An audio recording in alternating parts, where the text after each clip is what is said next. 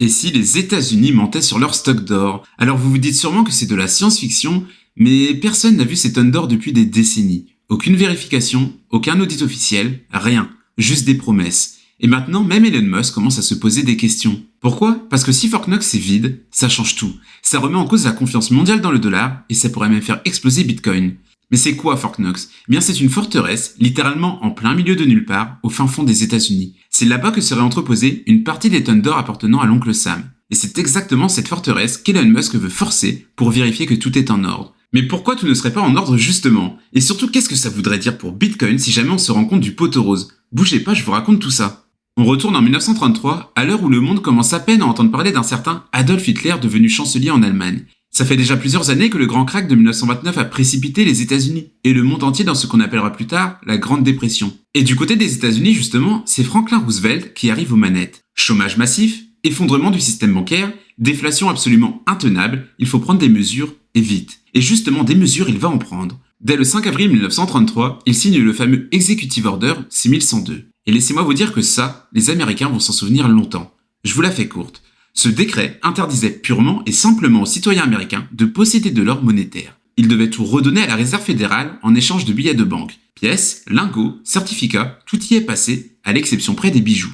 L'idée c'était d'empêcher les gens de thésauriser l'or. En pleine crise, il fallait que le gouvernement puisse imprimer plus d'argent pour relancer l'économie, et c'était un moyen d'y parvenir. Les citoyens américains ont donc dû vendre leur or à un taux fixe de 20,67 $ l'once, tout ça pour qu'une fois récupéré, c'est-à-dire à peine un an après, cette même once d'or soit réévaluée à 35 $. Et ça rigolait pas. Quiconque essayait de gruger risquait une amende de 10 000 $ et jusqu'à 10 ans de prison. Bon, 10 000 $ ça va, vous me direz. Sauf qu'à cette époque, ça équivaut à plusieurs centaines de milliers de dollars d'aujourd'hui. Alors oui, ça avait de quoi calmer les plus réfractaires. Bon, en tout cas, si vous pensiez que les Américains ont attendu le même coin de Trump pour se faire scammer par leur gouvernement, bah non. Alors tout cet or, il a bien fallu le mettre quelque part, et à partir de 1937, c'est Fort Knox qui va jouer le rôle de coffre-fort des États-Unis. L'or du pays est entreposé là-bas, et depuis ce jour, le bâtiment alimente toutes les théories les plus farfelues. Pour être exact, parce qu'on voit passer tout et n'importe quoi, et surtout n'importe quoi, Fort Knox est censé abriter 4580 tonnes d'or sur les 8000 dont disposeraient les États-Unis. Alors très bien, les Américains ont fait une razzia sur l'or de leurs citoyens, mais c'était il y a quasiment 100 ans. Alors c'est quoi le problème?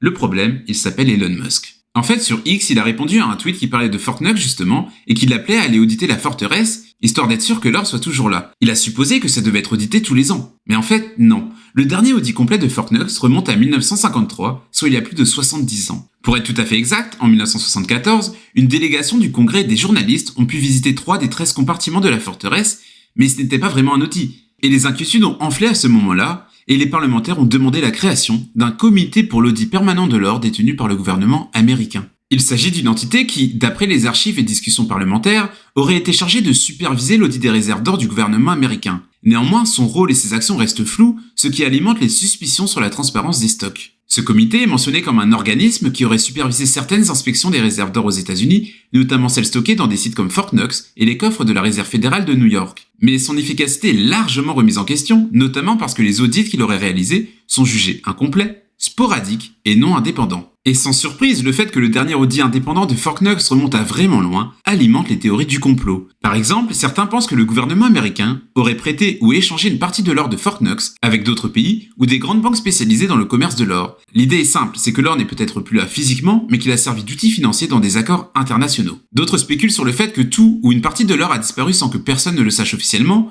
il aurait été discrètement expédié ailleurs et vendu sur le marché pour financer des opérations gouvernementales secrètes ou des dettes. Enfin, certains suggèrent que le gouvernement aurait remplacé les véritables lingots d'or par des barres de tungstène recouverts d'une fine couche d'or. Pourquoi du tungstène? Parce qu'il a une densité très proche de celle de l'or, ce qui rend le subterfuge difficile à détecter sans analyse précise. Autrement dit, Fort Knox pourrait sembler rempli d'or, alors qu'en réalité, ce ne serait que des faux lingots. Le vrai problème, c'est que le peu de personnes autorisées à pénétrer dans Fort Knox, ce sont des officiels. Et c'est normal, vous ne donneriez pas les clés de votre coffre-fort à de parfaits inconnus, vous. Mais le fait que ce soit que des officiels, ça alimente toutes les suspicions. Avec une question qui revient en boucle, mais qu'est-ce qui nous assure qu'ils disent la vérité? Après tout, ce ne sont que des agents de l'État. D'ailleurs, en 2017, pendant le mandat de Donald Trump, les portes de Fort Knox ont été à nouveau ouvertes. C'est le secrétaire au trésor de l'époque qui s'y était rendu pour visiter le bunker doré. Résultat de l'excursion? Il a vu une très belle éclipse, et il s'est réjoui que l'or soit bel et bien en sécurité. Mais là encore, rien d'indépendant, c'est un officiel. Et en plus, c'était même pas un audit, c'était juste une visite. Donc il en fallait pas plus. Si ça se trouve, sur cette photo, le secrétaire tient une barre de tungstène, on sait pas. Bon, et puis vous avez vu la qualité des photos. noir et blanc, granuleuse, même à moitié floue.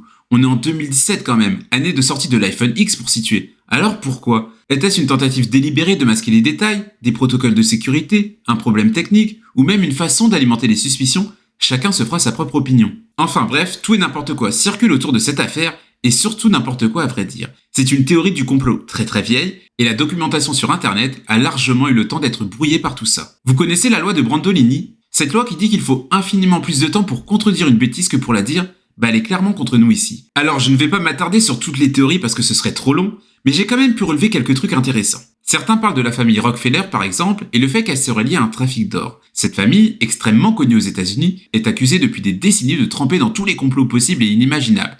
Par exemple, j'ai vu certains parler d'une secrétaire d'un membre de la famille qui était au courant du trafic d'or et qui aurait fini par sauter du 10e étage quand elle aurait menacé de tout révéler au monde entier. Aussi, certains disent que la quantité d'or des États-Unis serait mystérieusement passée de 8000 tonnes à 4500 tonnes d'or. Bon là, c'est sûrement une incompréhension. 4500 tonnes, c'est la quantité dans les coffres de Fort Knox, mais il y a d'autres endroits qui stockent de l'or aux États-Unis, notamment à West Point et à Denver par exemple. D'ailleurs, vous vous rappelez, j'ai parlé de 13 compartiments à Fort Knox. En tout, sur les 3 sites, il y en aurait 42, contenant au total quelques 700 000 lingots d'or pur.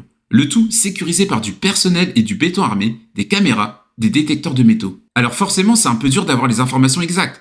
En général, on ne divulgue pas les plans d'un coffre-fort rempli d'or publiquement, et c'est normal. Enfin, certains ne comprennent pas pourquoi le Trésor évalue cet or à 42 $ l'once et pas à 2900 $ environ au prix de l'or. En fait, c'est assez simple, c'est pour des raisons réglementaires, budgétaires et historiques. Ce n'est pas un complot, c'est juste qu'en 1971, Nixon a décorrélé le dollar de l'or et que cette valeur, c'est celle qui a été retenue. Et depuis, aucune loi n'a jamais obligé le gouvernement à évaluer l'or de ses coffres au prix du marché. Pour eux, c'est sûrement une façon de pas trop s'embêter à auditer et à réévaluer les actifs en fonction des fluctuations du métal jaune, et en plus, ça permet de conserver la confiance dans le billet vert. Oui, parce que cette valeur figée permet de maintenir une cohérence comptable, d'éviter de gonfler les actifs du gouvernement et de préserver la primauté du dollar. Une réévaluation à la valeur réelle risquerait de souligner l'importance stratégique de l'or, ce qui pourrait fragiliser la confiance dans l'étalon monétaire international. Enfin bref, ces théories parfois farfelues ne sortent quand même pas de nulle part, et la réalité c'est qu'il a quand même de vrais enjeux.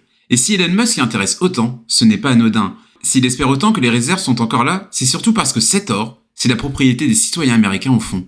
Et c'est pour ça précisément qu'il veut réaliser un audit de Fort Knox. D'ailleurs, Rand Paul, un sénateur du Kentucky, a déclaré qu'il était de son côté et qu'il devrait vraiment organiser cet audit. Et il faut bien se dire qu'il en a potentiellement les moyens. Le Doge, dirigé par Elon Musk, compte désormais une centaine de membres, et son objectif, c'est simple, c'est de réduire les dépenses fédérales de 1000 milliards de dollars, enfin dans ces eaux-là. Elon Musk affirme que les diverses coupes budgétaires permettront de réduire l'inflation et les coûts d'emprunt pour les Américains, mais notons quand même qu'il y a une forte opposition et des actions en justice sont en cours pour faire annuler tout ça. D'ailleurs, en parallèle, des discussions ont émergé concernant la possibilité d'auditer la Réserve fédérale, c'est-à-dire la Banque centrale des États-Unis. Cette initiative a été soutenue par des personnalités telles que Ron Paul, ancien membre du Congrès et critique de longue date de la Fed. Donc actuellement, en fait, il y a une vraie volonté de transparence dans cette administration. Du moins, c'est ce qui transparaît. Et cette volonté ne fait pas plaisir à tout le monde. Le président de la Réserve fédérale, Jerome Powell, a exprimé des préoccupations quant à l'impact potentiel de tels audits sur l'indépendance de l'institution. D'ailleurs, suite à ça, le Trésor américain a lancé un audit sur les accès de l'équipe d'Elon Musk à son système de paiement, après des inquiétudes soulevées par des sénateurs démocrates concernant des risques de fraude et de manipulation des finances publiques. Enfin bon, vous avez compris, Elon Musk est en train de mettre le bazar, et ça plaît pas à tout le monde. Mais revenons à notre sujet, et à une question qui est sur toutes les lèvres, qu'est-ce qui se passerait si ce fameux audit de Fort Knox a bien lieu? Et surtout, on fait quoi si c'est vide? Autant vous dire que si Elon Musk ouvre les portes de la forteresse dorée et qu'il ne trouve que des étagères vides, dans un premier temps, c'est la sauce. Imaginez, si l'on découvrait que Fort Knox est dépourvu d'or, l'impact à court terme serait un séisme financier et politique. La confiance dans le dollar serait immédiatement mise à mal, et même si le billet vert n'est plus adossé à l'or depuis 1971, cette réserve reste un symbole de stabilité monétaire. Fort Knox, c'est pas juste un gros château un peu plus fortifié que les autres, c'est aussi toute une allégorie de la solidité des États-Unis et de leur système inébranlable. Si Fort Knox est vide, les marchés réagiraient violemment. Chute du dollar, explosion du prix de l'or et panique sur tous les actifs à risque, ce ne serait pas beau à voir. Les pays étrangers, notamment la Chine et la Russie, pourraient accélérer la dédollarisation, entraînant une fuite vers des actifs plus sûrs comme l'or physique et le bitcoin. Politiquement, ce serait un scandale monumental, mettant en cause plusieurs administrations américaines et confirmant toutes les théories du complot. Bref, ce serait un cataclysme à tous les niveaux. Maintenant, on peut aller encore plus loin. Fort Knox est vide, la bourse s'effondre et les grosses institutions sont forcées de vendre leurs actifs pour survivre. Bitcoin, qui commence à être pas mal institutionnalisé, ne dérogerait sûrement pas à la règle. Mais c'est à ce moment-là, alors que le cours dévisse, que Donald Trump prend la parole, il annonce que c'est inadmissible et qu'il y a besoin d'avoir un actif pouvant être audité en tout temps et en tout lieu, simplement et par tout le monde. Les Américains ont été volés et sous son administration, il va s'assurer que ça ne se reproduise pas. Et vous savez comment on fait ça? Précisément avec Bitcoin. Il pourrait annoncer un achat massif de pièces oranges et par la même occasion, annoncer la création de cette fameuse réserve stratégique en Bitcoin tant attendue par l'écosystème. En moins de temps qu'il n'en faut pour le dire, Bitcoin rebondit, mais une vitesse alors et frôle les 500 000 $ avec une capitalisation avoisinant les 10 000 milliards. Alors oui, c'est de la science-fiction, mais imaginez un peu, ce serait sans précédent. Après, faut tempérer un peu. Que ce soit Elon Musk ou Donald Trump, ils savent très bien que si Fort Knox est vide, ça pulvériserait littéralement le dollar et l'économie du pays. Alors pourquoi est-ce qu'ils diraient la vérité?